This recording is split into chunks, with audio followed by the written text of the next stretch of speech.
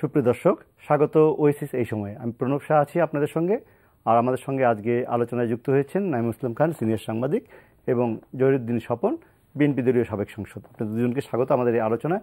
আমরা আলোচনাটা শুরু করতে চাই জাতীয় রাজনীতির বিষয় নিয়ে। আপনারা দুজনেই জানেন যে জাতীয় নির্বাচন নয়, কিন্তু জাতীয় প্রতীকের নির্বাচন হচ্ছে। নৌকা এবং ধানের শীষ মূলত প্রতিদ্বন্দ্বিতা আছেন। পৌরসভা নির্বাচনকে কেন্দ্র করে 232টি পৌরসভায় মেয়র নির্বাচন হচ্ছে এবং দলীয় কাউন্সিলর নির্বাচন হচ্ছে। যদিও কাউন্সিলরটি মনোনয়নে কোনো দলের কোনো ভূমিকা নেই, কিন্তু মেয়রদেরকে দল মনোনয়ন দিয়েছেন। আওয়ামী লীগ, বিএনপি, জাতীয় পার্টি সহ অন্যান্য রাজনৈতিক দল যারা যুক্ত হয়েছেন এই নির্বাচনের সঙ্গে। আমরা এই জন্য বলছি যে জাতীয় রাজনীতির একটি আবহ পাচ্ছি, কারণ জাতীয় প্রতীকী নির্বাচন হয় নৌকা এবং ধানের শীষ। 2008 সালের 29শে ডিসেম্বরের পরে আবার বাংলাদেশের 234টি নির্বাচনী এলাকা, পৌর এলাকা যদিও, সেখানে ভোটযুদ্ধ হচ্ছে এবং দুই পক্ষই মোটামুটি প্রতিদ্বন্দ্বিতা আছেন। এই পরিপ্রেক্ষিতে আমরা দেখলাম আজকে যখন আমরা আলোচনা করব তখন হয়তো ক্যালেন্ডারের পাতা বদলে যাবে, কিন্তু আমরা দেখেছি যে বুধবার দিন বিকেলে বিএনপির পক্ষ থেকে আমাদের দেশে অবস্থানরত কূটনীতিকদের কাছে একটি আলোচনা, তারা বলছে মত বিনিময় হয়েছে এবং সেটি মূলত পৌরসভা নির্বাচন নিয়ে। নাঈমুল ইসলাম খান, আপনি কি বলবেন যে আবার অনেকে হেডলাইন করেছে টেলিভিশনে যে নালিশ করেছে বিএনপি, বা এই সম্পর্কে তাদের উদ্বেগের কথা জানিয়েছে যে নির্বাচন সুষ্ঠু হবে কিনা? আপনি কিভাবে দেখেন জিনিসটিকে? জি, আসলে এই নালিশের অংশটাকেও আমি মনে করি একাধিকভাবে দেখা যায়। প্রথমত, আপনি যেভাবে বলেছেন এই নির্বাচনটাকে খুব গুরুত্বের সঙ্গে নেওয়া হচ্ছে সকল পক্ষ, বিশেষ করে দুই প্রধান দল। এই যে গুরুত্বের সাথে নির্বাচনকে নেওয়া, এটা কিন্তু ইতিবাচক দিক। অভিযোগ করা ইতিবাচক দিক। এতদিন পর্যন্ত অভিযোগগুলি অসাধারণ ইতিবাচক ছিল, কারণ এটা যথাযথ জায়গায় করা হচ্ছিল নির্বাচন কমিশনের কাছে। এখন অভিযোগটা একটু একটা অপ্রীতিকর জায়গায় যাচ্ছে, যেটা আমাদের গণতন্ত্রের দুর্বলতা। আমাদের গণতন্ত্র এখনো স্বাবলম্বী হয় নাই।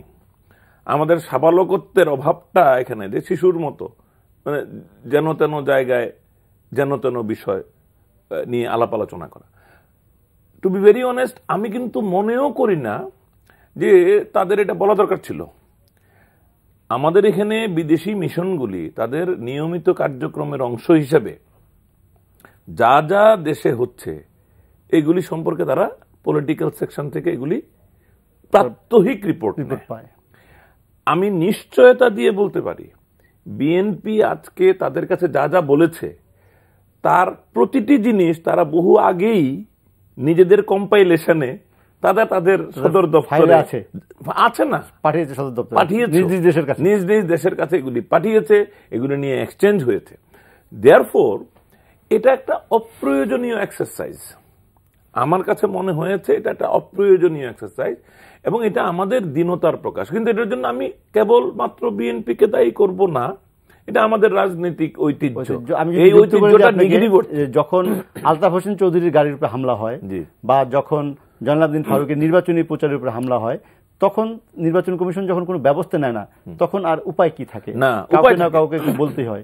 না বলতে হবে, কিন্তু এইটা ফরেন মিশনের কাছে বলার বিষয় না। কারণ ফরেন মিশন আমাদের রাজনীতি, কারণ এটা বলা মানেই হলো তাদেরকে ভূমিকা রাখার জন্য আমন্ত্রণ জানানো। এটা বলা কেন? আমি ফরেন মিশনকে কেন বলবো যে তারা যেন এই ব্যাপারে তাদের প্রতিক্রিয়া দেয়, তারা যেন এই ব্যাপারে চেষ্টা করে কিছু একটা, নইলে আমার বলার পারপাস কি? What is the purpose? তো এটাই তো আমাদের গণতন্ত্রের আর একটা মানে একটা গভীর দুর্বলতা, গভীর সংকট নির্দেশ করে। আমি কিন্তু আবারও বলছি এই অভিযোগগুলি অত্যন্ত জরুরি। বিএনপি হয়তো মনে করছে যে বিদেশিদেরকে বলা, প্রকাশ্যে বলার মাধ্যমে এক ধরনের চাপ সৃষ্টি করা সরকারের উপরে। কিন্তু আমার কাছে মনে হয় এইটা মানে বিএনপি, আওয়ামী লীগ বা নির্বাচন কমিশনকে এত মানে অযোগ্য ভাবে কেন যে তারা নির্বাচন কমিশন কি জানে না যে বিদেশি মিশনগুলি এগুলি দেখবে? এই নির্বাচনটা একটা তো প্রতীকের কারণে গুরুত্ব পাচ্ছে, যেহেতু দলীয় ভাবে হচ্ছে। বিএনপি তো স্বতঃস্ফূর্ত ভাবে কোনো দেরি করে নাই সিদ্ধান্ত নিতে। এমনকি এত বড় সিদ্ধান্ত যে পরিবর্তন করে দিল সরকার, রাজনৈতিক মনোনয়নে পৌর নির্বাচন হবে এবং সেটা জাতীয় প্রতীকে, তার কিন্তু কোনো বিরোধিতা বিএনপি না, বিরোধিতা করে নাই। সেটা আবার আরেক কারণ আছে, কারণ এটা বেশ কিছুদিন আগে বিএনপি মনেও করতো, তারা বিভিন্ন সময় মতামত দিয়েছে যেটা প্রতীকী হয়ে যাওয়া ভালো বা যেতে পারে এরকম। আমি দলীয় অফিসিয়াল সিদ্ধান্ত ছিল না, কিন্তু বিএনপির অনেক নেতাই, বিশেষ করে মেয়রাল ইলেকশনের সময় এগুলো নিয়ে একবার কথা হচ্ছিল, তখন অনেকেই বলছিলেন যে আসলে এটা দলীয়ভাবে হলেই ভালো হইতো। তো সেই অর্থে এক ধরনের কনসেন্ট তাদের ছিল বলে তাদের সিদ্ধান্ত নিতেও দেরি হয় না, তারা খুব দ্রুত অংশগ্রহণ করার সিদ্ধান্ত নিয়েছে। সুতরাং এই সবগুলি জিনিস ইতিবাচক, অভিযোগও ইতিবাচক, অভিযোগ করাটা ইতিবাচক। নির্বাচন কমিশন কিছু কিছু ক্ষেত্রে রেসপন্ড করেছে, অনেক ক্ষেত্রে তেমন কিছু করতে পারে নাই। এখন করতে পারে নাই এর আলোচনায় যদি যান, এই দায়িত্ব কার? এই দায়িত্ব হচ্ছে যে আমাদের উভয় দলই যখন তারা ক্ষমতায় ছিল, তারা নির্বাচন কমিশনকে ওইভাবে গড়ে তোলে নাই। রাজনীতিক হিসাবে জহিরুদ্দিন স্বপন কি বলবেন? না, আমি তো নাঈম ভাই যেভাবে সর্বশেষ কথাটা যেভাবে বললেন, নির্বাচন কমিশনটাকে আসলে আমরা শক্তিশালী করতে পারি নাই, এবং এই দুর্বল নির্বাচন কমিশন এটি হচ্ছে সমস্ত সংকটের কেন্দ্রবিন্দু, নির্বাচন কেন্দ্রিক সমস্ত গণতন্ত্রের ক্ষেত্রে, এবং চূড়ান্ত অর্থে এটা গণতন্ত্রের উপরেই আঘাত হানে। কেননা গণতন্ত্র চর্চা করতে গেলে পরে মৌলিকভাবে এবং এর কেন্দ্রীয় বিন্দুতে যেটা থাকবে সেটা হচ্ছে নির্বাচন, এবং সেই নির্বাচনে জনগণ অংশগ্রহণ করবে, অংশগ্রহণ করার মধ্য দিয়েই সে তার রাষ্ট্র পরিচালনায় তার অংশগ্রহণটা থাকবে। এছাড়াও তার সরাসরি তার অংশগ্রহণের আর কোনো মাধ্যম নাই। তাহলে এই একটিমাত্র সক্রিয় ক্ষেত্র জনগণের জন্য থাকছে একটি গণতান্ত্রিক রাষ্ট্রে তার গণতান্ত্রিক অধিকার চর্চা করার, নাগরিক অধিকার চর্চা করার, যার মাধ্যমে সে সরাসরি রাষ্ট্রের সঙ্গে জড়িত হচ্ছে, রাজনীতির সঙ্গে জড়িত হচ্ছে, ক্ষমতা পরিবর্তনে জড়িত হচ্ছে। তার মানে এটা যদি আমাকে করতে হয় এবং এখানে যদি জনগণের এই ক্ষমতার চর্চাটাকে নিশ্চিত করতে হয়, তাহলে আমাকে কিন্তু নির্বাচনী ব্যবস্থাটাকেই একটা প্রাতিষ্ঠানিক রূপ দিতে হবে। দুর্ভাগ্যজনক হলেও সত্য, এবং এটা আমাদের সমস্ত রাজনৈতিক নেতা কর্মীদেরই এই বিষয়ে একটা আত্মসমালোচনার ঐক্যমত থাকা দরকার, যে আমরা সবাই গণতন্ত্রের জন্য চিৎকার করেছি, কিন্তু আমরা কখনোই এই মৌলিক কাজটাতে কিন্তু এককভাবেও পারি নাই, যৌথভাবেও পারি নাই। আমি প্রায় এই কথাটা আসে ৭০-এর নির্বাচনে আপনি দেখেন, যে কোনোভাবেই হোক জনগণ সক্রিয়ভাবে অংশগ্রহণ করেছে বলেই কিন্তু ৭০-এর নির্বাচনের ফলাফলটাও কিন্তু ওরকম হয়েছে, এবং এই ক্ষমতাটা আদায় করাটাই ছিল কিন্তু গোটা ৬০-এর দশকের আন্দোলনের প্রধান দাবি। ৬ দফা থেকে শুরু করে ১১ দফা, ৬ দফা এক দফায় চলে যাওয়া, একটা ভোট চর্চা করবে, এবং যখনই সে সেটা করতে পারলো তখনই কিন্তু প্রমাণ হয়ে গেল যে পাকিস্তানের রাষ্ট্র ক্ষমতা আওয়ামী লীগের হাতে চলে আসলো, নির্বাচিত হয়ে গেল আওয়ামী লীগ সরকার গঠন করার। কিন্তু আওয়ামী লীগ ম্যান্ডেট পেল, কিন্তু আওয়ামী লীগকে সরকার গঠন করতে দিবে না পাকিস্তানি সামরিক বাহিনী। এই দিবে না, অথচ জনগণ দিয়ে দিয়েছে। এই বিরোধের কিন্তু অনিবার্য পরিণতিতে আমাদের মুক্তিযুদ্ধের সিদ্ধান্ত নিতে হয়েছে, স্বাধীনতা যুদ্ধের সিদ্ধান্ত নিতে হয়েছে। ৬ দফার ম্যান্ডেট, স্বায়ত্তশাসনের ম্যান্ডেট শেষ পর্যন্ত জনগণের স্বাধীনতা যুদ্ধের ম্যান্ডেটে রূপান্তরিত হলো। সঙ্গত কারণ এই সেই স্বাধীন বাংলাদেশে জনগণের এই ক্ষমতার অধিকারটাকে প্রাতিষ্ঠানিকীকরণ করাটাই ছিল কিন্তু প্রধান রাজনৈতিক কাজ। অন্য সব কথা বাদ দিলাম, কিন্তু খেয়াল করবেন আজ পর্যন্ত আমরা কিন্তু কেউ এই কাজটা হাত দিতে পারি নাই। এখনো বিভিন্ন সময় নির্বাচন আসলে একে অপরের বিরুদ্ধে আমরা অভিযোগ করছি, আজকে বিএনপি অভিযোগ করছে, এগুলোকে আমি খুব একটা গুরুত্ব সহকারে দেখছি না। এটা এক ধরনের রাজনৈতিক সংস্কৃতিতে রূপান্তরিত হয়েছে, কখনো কখনো এটা গণমাধ্যমে আবির্ভূত হওয়ার একটা সুযোগ হিসেবেও নেওয়া হচ্ছে, যেমন কালকের আজকের সব গণমাধ্যমে এটাকে গুরুত্ব সহকারে দেখানো হবে, সেটা এক ধরনের রাজনৈতিক তৎপরতা। বিশেষ করে এখন যেহেতু সরকারের তরফ থেকে বিরোধী দলের তৎপরতার উপরে নানান ধরনের প্রত্যক্ষ পরোক্ষ এক ধরনের বৈরিতা আছে, এক ধরনের বাধা আছে, সেখানে এই ধরনের একটা গুরুত্বপূর্ণ সংবাদ গণমাধ্যমে জায়গা পাবে, এটাও এক ধরনের বিএনপির জন্য আত্মতুষ্টির কারণ হতে যেতে পারে। কিন্তু কেন কথাটা আসলো, কারণ এই ধরনের জায়গাতে ঢুকছে কেন? ঢুকছি এই কারণে যে আমরা আজ পর্যন্ত জনগণের ক্ষমতা চর্চা করার জন্য জনগণের নির্বাচন, ভোটারের নির্বাচন, সেই জায়গাটাকে নিশ্চিত করতে পারি নাই। এই মুহূর্তের যে পার্লামেন্ট, সেই পার্লামেন্টেও আপনি দেখবেন কি পরিমাণ ভোটারের সংশ্লিষ্টতা ছিল এই সরকারকে নির্বাচিত করার। কিন্তু তাহলে আমাদের ৯১, ৯৬, ২০০১, ২০০৮-এর নির্বাচন, হ্যাঁ, সেগুলো নিয়ে কি অনেক বেশি প্রশ্ন? সেগুলো তো আমরা গণতান্ত্রিক প্রক্রিয়া করেছি, এবং গত ২০ বছরে যদি দেখেন ৯০ সালের সামরিক স্বৈরাচারের পতনের পরে বারবার কিন্তু এই নির্বাচনের মধ্যে দিয়েই ক্ষমতা পরিবর্তন হয়েছে। অন্য কোনো আপনি এই ছিল না। এতক্ষণ যে কথাটা বললাম সেই কাজটা করতে পারেনি বলেই কিন্তু তত্ত্বাবধায়ক সরকারের দাবি করতে বাধ্য হয়েছিল রাজনৈতিক দলগুলো, তাদের মানতেও বাধ্য হয়েছে এবং মানতেও বাধ্য হয়েছিল, এবং শেষ পর্যন্ত দুই দলই কিন্তু সেটার বেনিফিটও নিয়েছে। আবার সেটি পরিবর্তন হয়ে গেল, আবার পরিবর্তন। তার মানেটা হচ্ছে কি, যে নির্বাচনী ব্যবস্থা তো আমরা করতে পারলামই না, না পারার ফলে রাজনৈতিক দলগুলি আমরা নিজেরাই স্বীকার করলাম যে না, আমাদের অধীনে কোনো সুষ্ঠু নির্বাচন করা সম্ভব না, অতএব তত্ত্বাবধায়ক সরকারের ব্যবস্থা করতে হবে। আমাদের চেয়ে ওনারাই অনেক বেশি যোগ্য নির্বাচন পরিচালনার জন্য, নিরপেক্ষ করার জন্য, এবং আমরা সেটা করলাম। তারপরে আবার যখন দেখলাম যে না, সেখানেও একটা পর্যায়ে গিয়ে আমরা রাজনৈতিক দলগুলি এটাকেও যে একটা প্রতিষ্ঠান হিসেবে দাঁড় করবো, যে ঠিক আছে আমরা যতক্ষণ নির্বাচন কমিশনকে প্রতিষ্ঠান করতে না পারছি ততক্ষণ তত্ত্বাবধায়ক সরকারের ব্যবস্থাটাকে একটা প্রতিষ্ঠান হিসেবে রাখি, তাও কিন্তু আমরা পারি নাই। ফলে নির্বাচন কমিশন গঠন করতে পারি নাই, প্রতিষ্ঠান করতে পারি নাই, যেই ব্যর্থতার কারণেই, সেই ব্যর্থতার কারণেই কিন্তু তত্ত্বাবধায়ক সরকারের মধ্যে একটি ব্যতিক্রমধর্মী সাংবিধানিক বাস্তবতাকেও আমরা প্রাতিষ্ঠানিক রূপ দিতে পারি নাই।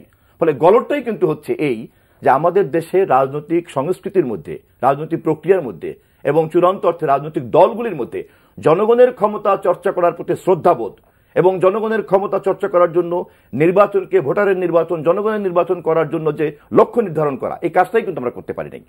যদি রাজনীতিবিদরা সেটা করতে না পারে আমাদের যাওয়ার জায়গা কোথায়? যাওয়ার জায়গা আগে বলি যে রাজনীতিবিদরা করতে পারে নাই, এবং আসলে আমাদের মূল জায়গা নির্বাচন কমিশনকেই শক্তিশালী করতে হবে।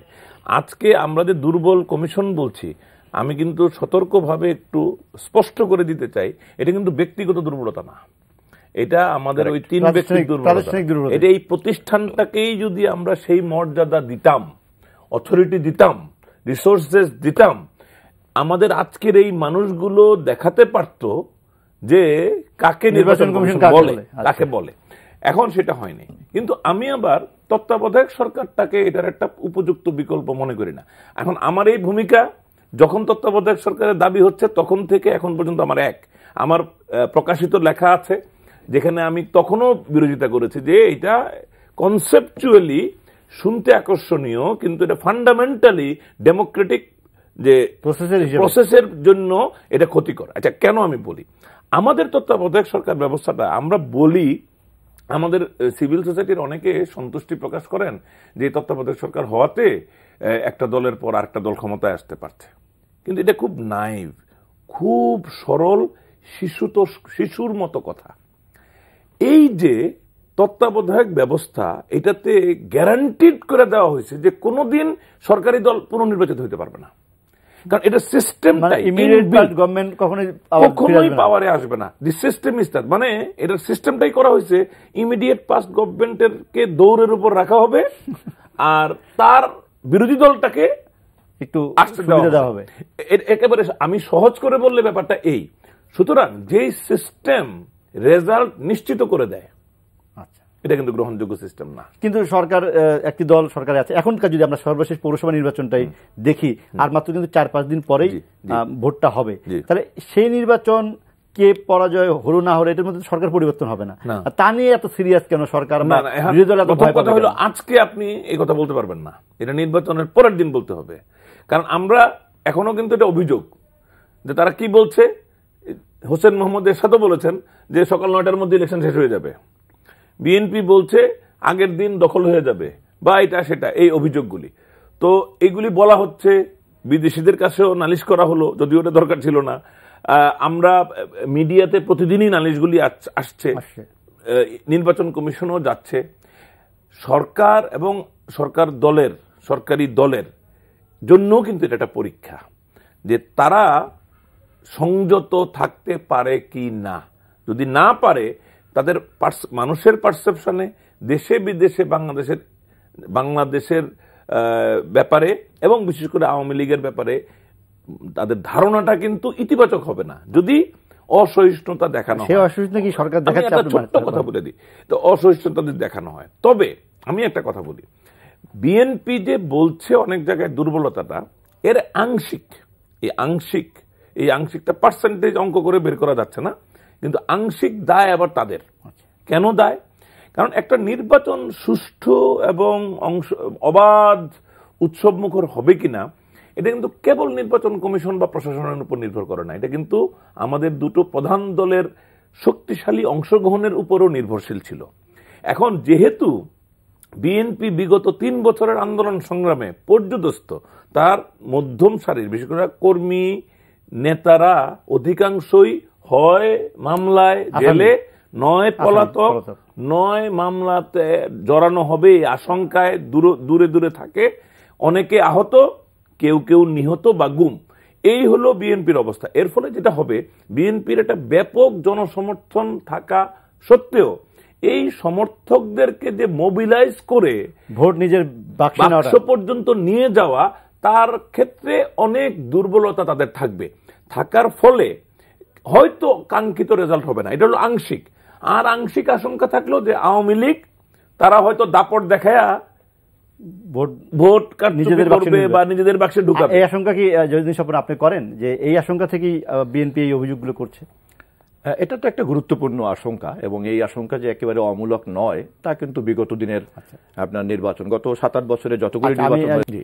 আপনার প্রশ্নটা ছিল যে বিএনপির যে আশঙ্কা, সেই আশঙ্কা থেকে এই নালিশ কিনা বা এই কি অমূলক কিনা। নাঈম ইসলাম খান সেটি বললেন যে অর্ধেক নেতাকর্মী মামলা হামলা সবটাই আছে। এটা তো একটা নাঈম ভাই যেটা বললেন, সাংগঠনিক একটা বাস্তবতা তো আছেই, ওটা তো সঙ্গত কারণে আছে। আর একটা হচ্ছে যে সরকার এবং সরকারি দলের তৎপরতা, বিশেষ করে গত যে নির্বাচনগুলি হয়েছে, গত জাতীয় সংসদ নির্বাচন একতরফা হলো, সেখানে কি পরিমাণ ভোটারের অংশগ্রহণ ছিল। পরবর্তীকালে আমরা বিভিন্ন স্থানীয় সরকার নির্বাচন দেখলাম। তার আগে স্থানীয় সরকার নির্বাচনে কিন্তু বিএনপি জয়ী হয়েছিল 5টি আসনে, 5টি সিটি কর্পোরেশন নির্বাচনে। হ্যাঁ, সেটাও কিন্তু ওই সরকারের অধীনে, এই সরকারের অধীনেই হয়েছিল। হ্যাঁ, সরকারের অধীনেই নির্বাচন হয়েছিল এবং সেখানে বিএনপি নির্বাচনে জিতেছে। নির্বাচনে জেতা বা পরাজয় দিয়েই যে সবকিছু নির্ধারিত হবে, নির্বাচনের সুষ্ঠুতা নির্বাচিত হয়, আমি এটা কিন্তু মনে করি না। এটা একটা আরেকটা আলাদা মানদণ্ড। নির্বাচনের ফলাফল কি হলো না হলো এটা একটা জিনিস, আর একটা নির্বাচন কতটা সুষ্ঠু, কতটা অবাধ, কতটা অংশগ্রহণমূলক হলো, কতটা জনগণ স্বাধীনভাবে ভোট দিতে পারলো, চিন্তার দিক থেকে কতটা স্বাধীন থাকতে পারলো, এটা সম্পূর্ণ আরেকটা বিষয়বস্তু, আরেকটা সাবজেক্ট, এবং যা কেবলমাত্র নির্বাচন কমিশনের অভিভাবক করতেই কেবলমাত্র নিশ্চিত হতে পারে। তো সেই দিক থেকে এই অভিযোগগুলি অমূলক নয় এই কারণে যে সাম্প্রতিক সমস্ত ঘটনাগুলি আমরা যদি পর্যালোচনা করি, তাহলে ইভেন ধরেন আপনার এই কলারওয়ার রিটার্নিং অফিসার দেখলাম বরখাস্ত করা হয়েছে, প্রত্যাহার করা হয়েছে। কি কারণে? যে উনি আপনার একটা অবৈধ মনোনয়নপত্রকে উনি বৈধ করেছেন, বাট ওই অবৈধ মনোনয়নপত্র জমাদানকারী কিন্তু প্রার্থী রয়ে গেলেন। আচ্ছা, আপনি দেখেছেন বোধহয়, খেয়াল করেছেন। আবার দেখেন চাটখিলে দেখলাম যে ওখানে বিএনপির প্রার্থী অভিযোগ করেছেন যে তাকে জোর করে প্রত্যাহার করতে বলা হয়েছে, এবং সেইটার জন্য যখন আবার নির্বাচন কমিশন তদন্তে গেল তখন তাদেরকে খুঁজেই পাওয়া গেল না। অন্য এক জায়গাতে দেখলাম যে হাজবেন্ড ওয়াইফ দুজনই প্রার্থী, দুজনকেই জোর করে প্রত্যাহার করা হয়েছে এবং তাদেরকে এ পর্যন্ত খুঁজে পাওয়া যাচ্ছে না, তারা নিখোঁজ হয়ে গিয়েছে। আবার দেখেন 157 জনের মনোনয়নপত্র আপনার অবৈধ ঘোষণা করলো নির্বাচন কমিশন। তারা আদালতে গেলেন, আদালত বললেন যে না, তাদের মনোনয়নপত্র বৈধ। নির্বাচন কমিশন ধনুভাঙ্গা পালন করলেন যে না, আদালতের এই সিদ্ধান্তের বিরুদ্ধে উচ্চ আদালতে আপিল করবে। এই প্রত্যেকটা সিদ্ধান্ত যেগুলি উদাহরণ দিলাম, এই প্রত্যেকটা সিদ্ধান্তেরই কিন্তু আপনার সুবিধাভোগী হচ্ছে কিন্তু সরকারি দল। তাহলে প্রশ্ন হলো যে প্রথমত সরকারি দলের এরকম একটা আচরণ আছে, এক। দ্বিতীয় হচ্ছে সেই আচরণটি নির্বাচন কমিশনের মাধ্যমেই সে চরিতার্থ করে সার্টিফাইড হচ্ছে। ফলে দুটো কিন্তু অভিযোগ। একটা অভিযোগ হচ্ছে সরকারি দল মন মানসিকতার দিক থেকে একটি নির্বাচনকে সুষ্ঠু করছে না। দ্বিতীয় অভিযোগ হচ্ছে যে সে তার এই অগণতান্ত্রিক চিন্তাকে চর্চা করার জন্য রাষ্ট্র ক্ষমতাকে ব্যবহার করছে, রাষ্ট্রকে কলুষিত করছে, রাষ্ট্রকে ব্যবহার করছে। তৃতীয় অভিযোগ হলো যে এই কাজটি করছে নির্বাচন কমিশনের মতো একটি স্বাধীন সাংবিধানিক প্রতিষ্ঠানের কথা বলা আছে, কিন্তু সেরকম একটি স্বাধীন সাংবিধানিক প্রতিষ্ঠানকেই অঙ্গে পরিণত করা হয়েছে সরকার এবং সরকারি দলের। ফলে এরকম পরিস্থিতিতে নির্বাচন, বিএনপিকে যেমন নির্বাচনে থাকতে হবে, কারণ বিএনপি তো নির্বাচন কেন্দ্রিক দল, বিএনপি তো আর বিপ্লব করতে আসে নাই, বিএনপি অন্য কোনো অনিয়মতান্ত্রিক বিকল্প নাই। ফলে বিএনপিকে নির্বাচনের মধ্যেই থাকতে হবে। বিএনপি যতবার নির্বাচনের বাইরে যাবে ততবার বিএনপি ভুল করবে। বিএনপিকে নির্বাচন সুস্থ করার জন্য একদিকে যেমন সরকারের সঙ্গে চরম আপনার বার্গেনিং এ যেতে হবে, দর কষাকষি যেতে হবে, আরেকদিকে যতটুকুই নির্বাচন পাক না কেন ততটুকু নিয়ে নির্বাচনের ময়দানেই তাকে থাকতে হবে, আর নির্বাচনের থেকে যতটুকু সুফল পাওয়া যায় সেটাকে বেস করে আগাতে হবে। আবার সরকারি দলকেও তার ক্ষমতা যেমন ধরে রাখতে হবে, তেমনি একই সঙ্গে জাতীয় রাজনীতিতে যাতে নির্বাচনী কাঠামোর বাইরে না যায় এ বিষয়ে কিন্তু তাদেরকে একটা খেয়াল রাখতে হবে। এক্ষেত্রে বিএনপির জন্য একটা সমস্যাটা হচ্ছে তাকে একদিকে যেমন এরকম একটা দলীয়করণ নির্বাচনের মধ্যে, নির্বাচন কমিশনের মধ্যে থেকে সেখানে একটা নিশ্চিত পরাজয়কে মেনে নেওয়ার দিকে তাকে দেওয়া হয়, আর যদি নির্বাচন থেকে সে বেরিয়ে যায় তাহলে তাকে সেখানে জঙ্গি এবং সন্ত্রাসী তৎপরতার অভিযোগে অভিযুক্ত হতে হয়। ফলে বিএনপির জন্য কিন্তু কোনো সুখকর সমাধান নেই। আবার এরকম একটি উভয় সংকটের মধ্যে দাঁড়িয়েই কিন্তু আজকের বিএনপিকে তার রাজনৈতিক যোগ্যতা, দক্ষতা এবং নেতৃত্বের পরিচয় দিতে হবে, এবং সেই কাজটাই বিএনপি আমি মনে করি যে অন্তত এবারের নির্বাচনে অংশগ্রহণ করার মধ্যে যেটা করছে। জি, আরেকটা বিষয় খুব গুরুত্বপূর্ণ যেটা নাইম ভাই প্রথমেই বলছেন, সেটি হচ্ছে এই নির্বাচনে আপনার নৌকা মার্কা এবং ধানের শীষ মার্কা থাকার কারণে এটাই ভালো হয়েছে কি মন্দ হয়েছে আমি ওই বিষয়ে এই মুহূর্তে যাচ্ছি না, কিন্তু আপনার জাতীয় রাজনীতিতে নৌকা এবং ধানের শীষের একটা সুস্থ প্রতিযোগিতার কাল্পনিক চিত্র নিয়েই কিন্তু বাংলাদেশের মানুষ গণতন্ত্র চর্চা করে। এমন একটা নির্বাচন দেখতে চায়, সেখানে নৌকা থাকবে, ধানের শীষ থাকবে, উৎসব হবে, ভোট হবে, তারপর ভোটের ফলাফল সবাই মেনে নিবে, তারপর আবার নৌকা এবং ধানের শীষের সমর্থকরা সবাই সুখে শান্তিতে বাস করিবে, এরকম একটা চিন্তা কিন্তু কাজ করে। আচ্ছা, সেই চিন্তাটা কিন্তু, সেই স্বপ্নটা কিন্তু আপনার হারিয়ে গিয়েছিল এবং এমন একটা ধারণা হয়েছিল যে একে অপরকে বোধহয় নির্মূল করতে চায়, নৌকা বোধহয় ভেঙে চুরমার করে ফেলবে ধানের শীষ, আর বাংলাদেশের সমস্ত ধান ক্ষেত থেকে বোধহয় ধানের শীষ উগলে ফেলা হবে। এই নির্মূলের একটা সংস্কৃতি যেখানে আসছিল, সেখানে যে কোনো যে পরিস্থিতি হোক না কেন 235টি আসনে যখন ধানের শীষ এবং নৌকা নির্বাচনে করছে, তার মানে বাংলাদেশের রাজনীতিতে ভবিষ্যতে, নিকট ভবিষ্যতে ধানের শীষ এবং নৌকার প্রতিযোগিতা কিন্তু বহাল থাকতে হবে। এটা কিন্তু একটা, আমি মনে করি গণতন্ত্রের জন্য এবং অনিচ্ছায় হোক, গণতন্ত্রের জন্য এটা কিন্তু একটা শুভ পরিণতি।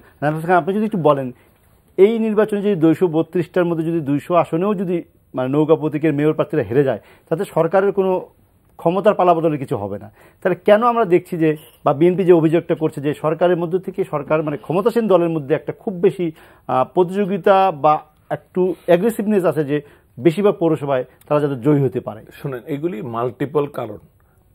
প্রধানমন্ত্রী আমারে কানে কানে এরকম কিছু জানায় দেয় নাই যে ওনার মাথায় কি আছে বা সরকারের মাথায় কি আছে। আমরা তো বাইরে থেকে সাংবাদিক হিসেবে অতীত বর্তমান বিশ্লেষণ করে একটা কিছু ধারণা সম্পর্কে একটা কিছু ধারণা করি। ধারণার মধ্যে এইটুকু আছে, দেখেন আওয়ামী লীগ তার পূর্ববর্তী 5 বছরের টার্মে মরিয়া প্রমাণ করার চেষ্টা করেছে যে তারা মরে নাই, তাদের আন্ডারে নির্বাচন ভালো হয়। তারপরও বিএনপিকে ইলেকশনে 2014 সালে 5 জানুয়ারি তাদের একটা ফ্রাস্ট্রেশন আছে, ওর যে ভালো কাজ করলে সম্ভবত তারা আসবে না, তাদেরকে উস্কায় আনতে হবে। তো এখন তাদেরকে হারায় হারায় উস্কায়, এটা কিন্তু আমি কল্পনা করে বলতেছি, এটা শেখ হাসিনা আমাকে বলে নাই, মাননীয় প্রধানমন্ত্রী কিংবা আওয়ামী লীগের কেউ বলে নাই। কিন্তু আমাদেরকে এটা বিবেচনা করতে হবে যে বিএনপির এখনকার যে দুর্বলতাটা, এই দুর্বলতাটার একটা অংশ কিন্তু নিজেদেরই কর্মসূচি থেকে জাত। এই কর্মসূচিগুলির ভ্রান্তির কারণে এটা হয়েছে। এই ভ্রান্তি থেকে তারা বেরিয়ে এসছে গত সিটি কর্পোরেশন নির্বাচনে। এবং আমি 28 এপ্রিলের সিটি কর্পোরেশন এই সিটি কর্পোরেশন ইলেকশন থেকে অনওয়ার্ড আমি কিন্তু দেখি বিএনপি অত্যন্ত ইতিবাচক ভাবে এগুচ্ছে। জেনারেলি স্পিকিং, ছোট্ট ছোট্ট বিচ্যুতি ছাড়া। আর যে বিচ্যুতিগুলি বলছি, এগুলি আমি যদি নাও বলতাম বিচ্যুতি তাও চলে, এতই ছোট ছোট বিচ্যুতি। সেই ক্ষেত্রে এই নির্বাচনটা অত্যন্ত গুরুত্বপূর্ণ। আওয়ামী লীগ আরেকটা কারণ হচ্ছে প্রতীকে নির্বাচনটা হচ্ছে, সুতরাং আওয়ামী লীগ একটু সিরিয়াস হবেই, কারণ প্রতীকের ইজ্জতের প্রশ্ন তো এখন দলের ইজ্জত। এই যে সিরিয়াস হবে, এই সিরিয়াস হইতে গিয়ে সিরিয়াসনেসটার অনৈতিক প্রকাশও হতে হবে হয়তো। কিন্তু অনেক সময় হয় কি, এগুলো নিয়ে যখন অনেক আলাপ আলোচনা হয়ে যায়, অভিযোগগুলি যেহেতু আগের থেকে উঠছে এবং প্রতিদিন টকশোতে আলোচনা হচ্ছে, প্রতিদিন সংবাদপত্রের পাতায় আসছে, এর ফলে আমার একটা ধারণা, হয়তো যতটা আশঙ্কা করা হচ্ছে শেষ পর্যন্ত গিয়ে ততটা করতে পারবে না, বা আওয়ামী লীগের হাইকমান্ড সিদ্ধান্ত নিবে যে না প্লিজ তোমরা এত বাড়াবাড়ি করো না, যাতে আমাদের বেশি যে কারণ 5 জানুয়ারির পরে হয়। আরেকটা জিনিস হলো, দেখেন নির্বাচনের প্রশ্নে আওয়ামী লীগকে আমরা 5 জানুয়ারি নির্বাচন দিয়ে যতটা কোণঠাসা করতে চাই, এবং আমরা যে বলি যে মানুষের মধ্যে হতাশার জন্ম হয়েছে, বা বিএনপির মধ্যে তো অবশ্যই এটা হতাশার জন্ম হয়েছে, এইটা আমার কখনোই ভ্যালিড মনে হয় নাই। হতাশাটা কেন মনে হয় নাই? কারণ এরশাদ উত্তর 4টি টার্ম 2 টার্ম করে বিএনপি, মানে প্রথম 20 বছর যদি আপনি দেখেন 90 এর পরে, না আমি গণতান্ত্রিক যুগ যেটা সবাই বলে, এটা ইকুয়াল ছিল বিএনপি আওয়ামী লীগ। তারপরে যদি আপনি বিচ্ছিন্নভাবে ধরেন, এখন আওয়ামী লীগ মাত্র 2 বছরও হয় নাই, একটা এডিশনাল টার্মসে আসছে, মানে 2014 পরে। তো একটা তো মানে 2 দলের মধ্যে একটা ভারসাম্য তো ছিল ক্ষমতায় এবং বিরোধী দলে থাকার। এই মাত্র 2 বছরের ভারসাম্যহীনতা, আবার আমি বলি মাত্র 2 বছরের ভারসাম্যহীনতা বিএনপিকে কেন এত অস্থির করেছিল, যার ফলে গত 3 বছরের এই কর্মসূচিগুলি দিয়েছে। নাও এটাতে আপনি আওয়ামী লীগকে ভাবেন, একটা দল, দেশ মানে একটা দল যার নেতা বঙ্গবন্ধু শেখ মুজিবুর রহমান 23 বছর পাকিস্তানে আন্দোলন করেছে, এর মধ্যে 11.5 বছর উনি নিজে ব্যক্তিগতভাবে জেলে ছিলেন। এই রকম আন্দোলন সংগ্রামের পর 6 দফা 11 দফা পেরিয়ে 70-এর নির্বাচনের পরে একটা রক্তক্ষয়ী যুদ্ধ, লক্ষ লক্ষ মানুষের আত্মবলিদান এবং অন্যান্য অনেক ত্যাগ স্বীকারের পর যার নেতৃত্বে একটা দেশ স্বাধীন হলো, তারা 3 বছরও রাষ্ট্র ক্ষমতায় থাকতে পারল না, নৃশংসভাবে পরিবারটা খুন হলো। সেই দলটা দেখেন 21 বছর ধরে নিয়মতান্ত্রিক রাজনীতির মাধ্যমে, মানে নিয়মতান্ত্রিক বলতে আমি এটা বুঝাচ্ছি যে একটা সামরিক শাসক আইসাও যদি একটা নির্বাচন দেয় সেটাও করেছে, তাদের কোনো অস্তিত্ব রক্ষার মতো। চিন্তা করেন, একটা মুক্তিযুদ্ধের নেতৃত্ব দানকারী দল, সে নবীন দল, মানে এটা এমন হলো আমি হলাম মালিক, আমার কর্মচারী যে ছিল তার দলের সাথে আমার সাবঅর্ডিনেট হিসেবে কাজ করতে হচ্ছে। এবং মানে এটা কোথায় পার্থক্যটা? 1979 সালের নির্বাচন যদি আপনি দেখেন, আমি যদি দেখি, আমি তারিখগুলি আপনি মনে করে দিয়ে, আমার সবগুলি তারিখ মনে থাকে না, কিন্তু হিস্ট্রিটা তাই। আওয়ামী লীগ কিন্তু এটা নিয়েছে তো, এবং তারা এই রেজিলিয়েন্স দেখিয়ে কত বছর লেগেছে তাদের ক্ষমতা, রাষ্ট্র ক্ষমতায় আসতে? 75 থেকে 96, 21 বছর, 21 বছরের রেজিলিয়েন্স। কিন্তু সেই রেজিলিয়েন্স আওয়ামী লীগ যদি 21 বছর ধৈর্য ধরতে পারে, বিএনপি 2 বছরে অস্থির হলে এটাকে আমি অন্যায় মনে করি। আপনি কি মনে করেন? আরো একটা কথা বলে দিই, ছোট্ট কথা। এরশাদ যখন বিএনপিকে ক্ষমতাচ্যুত করে তখনও 9 বছর আমি আওয়ামী লীগের কথা বাদ, আওয়ামী লীগের তো 21 বছর হিসাব করছি, বিএনপি কিন্তু 9 বছর ধৈর্য দেখিয়েছে। তো এইখানে 2 বছরও আমি দিলাম না। অধৈর্যের কিছু কি আছে, আপনি কি মনে করেন? না, আমি আগেই একটা কথা বলেছি যে এই বিষয়টাতে খুব পরিষ্কার থাকতে হবে যে বাংলাদেশের রাজনীতিতে নির্বাচন ভিত্তিক পরিবর্তন ছাড়া অন্য কোনো ধরনের কোনো পরিবর্তনের মধ্যে আওয়ামী লীগ বিএনপির মতো দল যেতে পারে না। সেই ক্ষেত্রে আওয়ামী লীগ লাগাতারভাবে কিন্তু তার ইতিহাসে এটা সে চর্চা করেছে। আওয়ামী লীগ তার রাজনৈতিক জীবনে মাত্র 3 বার নির্বাচন বর্জন করেছে। আওয়ামী লীগ 1988-তে নির্বাচন বর্জন করেছে, এরশাদ এককভাবে নির্বাচনিত হয়েছে এবং তারপরে এরশাদের পতন ঘটেছে। আওয়ামী লীগ 1996-তে বিএনপির 15 ফেব্রুয়ারি নির্বাচন বর্জন করেছে। সেই বিএনপি পার্লামেন্টে এককভাবে আওয়ামী লীগের দাবি সংবিধান করেছে। ওই পার্লামেন্টে সৌভাগ্য দুর্ভাগ্যক্রমে আমিও ছিলাম। তারপরে আওয়ামী লীগ 2006-এর নির্বাচন বর্জন করেছে, 111-এর সরকার গঠিত হয়েছে। ফলে আওয়ামী লীগ যখন নির্বাচন বর্জন করেছে ইতিহাসে, তখনই কিন্তু নির্বাচন করেছে, হয় নির্বাচন স্থগিত হয়ে গেছে, তত্ত্বাবধায়ক সরকার ব্যবস্থা চালু হয়েছে, তা নাহলে ওই সরকারের পতন ঘটেছে। অপরদিকে বিএনপির নির্বাচন বর্জনের ইতিহাসটা কিন্তু একটু ভিন্ন রকম।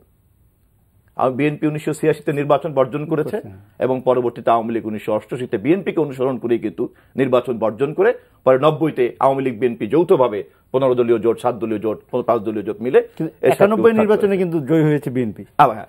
এবং এই যেটা বললেন ধৈর্য ধরার কারণেই কিন্তু পরবর্তীতে দেখা গেল 91-তে নির্বাচন, যে নির্বাচনে আওয়ামী লীগের প্রত্যাশা ছিল বিজয় লাভ করার, বিএনপির তুলনায় বরং আওয়ামী লীগের বেশি প্রত্যাশা ছিল।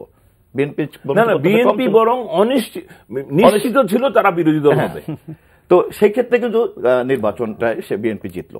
তো এই ক্ষেত্রে আমি বিএনপিকে রাজনৈতিক দল হিসাবে নির্বাচনের বাইরে বিএনপির মধ্যে যারা চিন্তা করেছেন তারা যে ভুল করেছেন এটা আর বলার অপেক্ষা রাখে না। আমি বিএনপির কোনো নীতি নির্ধারক না, আমি বিএনপির একজন কর্মী, এখন আমার এই মুহূর্তে কোনো দায় দায়িত্ব নাই। কিন্তু এটা খুব একটা সৎ চিন্তা বিএনপির অসংখ্য নেতা কর্মীরা এটা মনে করে, এবং যতক্ষণ পর্যন্ত বিএনপি এখান থেকে বেরিয়ে না আসতে পারবে ততক্ষণ পর্যন্ত বিএনপিকে আরো জঙ্গিবাদের অভিযোগে অভিযুক্ত করা, সন্ত্রাসী অভিযোগে অভিযুক্ত করা, লক্ষ লক্ষ নেতাকর্মীকে মামলার মধ্যে ঢুকিয়ে দেয়া, এবং বিএনপি না করলেও বিএনপির নামে রহস্যজনক অনেক হত্যাকাণ্ড ঘটতে পারে, নানান রকম ঘটনা ঘটতে পারে। ফলে এই বিষয়গুলি সম্পর্কেও বিএনপি নেতৃত্বকে সজাগ হতে হবে। আমি বিশ্বাস করি যে এইটা বিএনপির বর্তমান নেতৃত্ব, নীতি নির্ধারকরা বোঝেন বলেই কিন্তু মানে নাঈম ইসলাম খান যেমনটি বললেন যে 28 এপ্রিলে 3 সিটি কর্পোরেশন নির্বাচনে অংশগ্রহণ করা এবং তার ধারাবাহিকতায় এই পৌর নির্বাচনে অংশগ্রহণ করা, এবং এটা বোঝেন বলেই কিন্তু শেষ পর্যন্ত দেখেন যে এই সরকারের অধীনে এই পৌর নির্বাচনে ধানের শীষ মার্কা নিয়ে নির্বাচন করতে হচ্ছে, এবং আশা করি এই ধারাটা অব্যাহত থাকবে।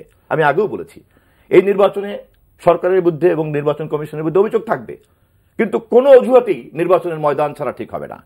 বরঞ্চ সরকার চাইতে পারে যে আমি এমন পরিবেশ করব যাতে তুমি আমাকে জাতীয় নির্বাচনের মতো একতরফা করে দাও, ওখানেও আমি একা একা নৌকা মার্কা নিয়ে জিতেছি, এখানেও আমি একা একা নিব, নির্বাচন 3 সিটি কর্পোরেশন নির্বাচনে কিন্তু বিএনপি কিন্তু দুপুর 11টার মধ্যে সিদ্ধান্ত নিয়ে 12টার মধ্যে ঘোষণা দিয়েছিল যে তারা আর ভোট যুদ্ধে নাই। দেখেন নির্বাচনে কিন্তু এই অনিয়মগুলিকে বিএনপির ক্ষুব্ধ হওয়াটা গুরুত্বপূর্ণ না, এটা হচ্ছে প্রতিক্রিয়ার রাজনীতি। আপনি একটা কাজ করলেন, আমি তার প্রতিক্রিয়া দেখালাম। একটা রাজনৈতিক দল কিন্তু প্রতিক্রিয়া দেখানো তার দায়িত্ব না, একটা রাজনৈতিক দলের দায়িত্বই হচ্ছে যে কোনো সংকটে আরেকটি প্রোঅ্যাক্টিভ ডিসিশন গ্রহণ করা, ফলে প্রতিক্রিয়ার কোনো আচরণ হতে পারে না।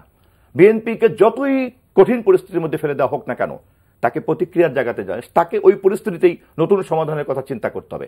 এমনও তো হতে পারে যে বিএনপির প্রতিক্রিয়াটাই যেহেতু তার প্রতিপক্ষ চায়, ফলে ওরকম ফাঁদ তৈরি করা হবে যে আমি এরকম ফাঁদ তৈরি করলাম, এর প্রতিক্রিয়াতে আমি যাহা চাইবো তুমি তাহাই করবে। আমি চাই তুমি নির্বাচন মনে করি যে সেরকম একটি ফাঁদ ছিল হয়তো মাগুরার উপনির্বাচন 1994 সালে। নাঈমুল ইসলাম, আপনি কি মনে করেন যে আজকে বিএনপির এই অভিযোগের পরপরই মাহবুবুল্লাহ হানিফ আওয়ামী লীগের যুগ্ম সম্পাদক এই প্রতিক্রিয়া ব্যক্ত করেছেন যে এই নালিশের কোনো যৌক্তিকতা নাই, বা কেন বিদেশিদের কাছে এই নালিশ কেন? আপনি কি মনে করেন এটা প্রতিক্রিয়া রাজনীতি হবে, নাকি আমরা একটা সুষ্ঠু জায়গায় যেতে পারবো? আমি আওয়ামী লীগের এই প্রতিক্রিয়াটাকে গুরুত্ব দিব না, কারণ তারা তাদের আমলে এটা করেছে। সুতরাং হানিফ সাহেবের কথাটা এখানে আমার কাছে গুরুত্বপূর্ণ না। গুরুত্বপূর্ণ এই যে আসলে মডার্ন যে ডেমোক্রেটিক সিস্টেমে আমরা জানি যে এই রাষ্ট্রদূতরা এইগুলি সম্পর্কে ওয়াকিবহাল, তারা দৈনন্দিন কার্যক্রমের অংশ হিসেবে তাদের স্টাফ আছে, এগুলি করে করে রিপোর্ট দেয়। বরং ওনারা যেটুকু উপস্থাপন করেছেন আমার ধারণা ওই দূতাবাসগুলি একটাতে বেশি জানে, আরো বেশি জানে, ওনারা কম বলেছেন হয়তো। সো আমি ওই প্রতিক্রিয়ার রাজনীতি আমাদের এখানে হচ্ছে, কিন্তু এই প্রতিক্রিয়ার রাজনীতি সত্ত্বেও আমাদের একটা অগ্রসরমানতা আছে এই সিটি কর্পোরেশন নির্বাচন থেকে অনওয়ার্ড। আপনি বলেছেন সিটি কর্পোরেশন নির্বাচনে তারা নির্বাচনের দিন ঘোষণা দিয়েছিল, এখানে দুটো কারণ ছিল। একটা কারণ হলো সিটি কর্পোরেশনে অংশগ্রহণের সিদ্ধান্তটা নিতে তারা 10-11 দিন দেরি করেছিল, যার ফলে ওই যে পলাতক রাজনৈতিক কর্মী টর্মীদেরকে একটু মোটামুটি যে আনা, সেটা করার হাতে সময় কম ছিল, এবার সেটি পেয়েছে। এবং এবার আবার আরেকটা অসুবিধা আছে বিএনপির, এটা কিন্তু 2-3 জন না, এটা 232 জন। 232 জনকে নির্বাচন থেকে সরাইতে এটা নির্দেশ পাঠায়া দেওয়া ইট ইজ নট। যদিও আমরা দেখেছি যে সিটি কর্পোরেশন নির্বাচনে যখন নির্দেশ হয়েছে বা ঘোষণা হয়েছে, তখন কিন্তু আমরা চিটাঙে প্রার্থী মঞ্জুর আলমকে এটার বিরুদ্ধেই বরঞ্চ